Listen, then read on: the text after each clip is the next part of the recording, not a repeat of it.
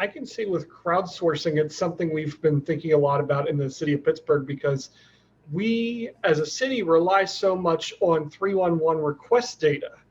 And that can be thought of crowdsourcing, because they tell us there's a pothole here, we go fix the pothole, and then we look at all of it on a map, and we make decisions and policy based on that. But when we did something else where we decided to try our own litter index, which Philadelphia did, we modeled after your work, Nick, in Philadelphia for our litter index pilot.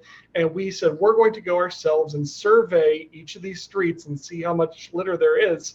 And we compared that to our 311 crowdsourcing data. It was almost an inverse map. The most littered places had the fewest amount of requests, and vice versa.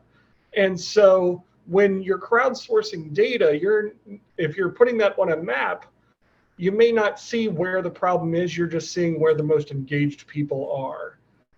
So that is one big con with that. But at the same time, it is something that you may not be able to get on your own in the first place without it. So it's definitely what you want to get out of that data is how you have to consider whether you're going crowdsourced or whether you need to do that internally with a dedicated crew.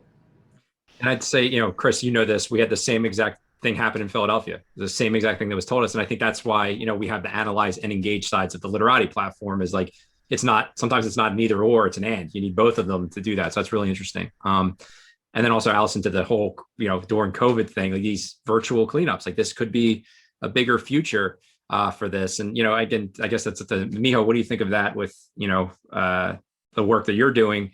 Because you guys are also doing cleanups how does that affect it?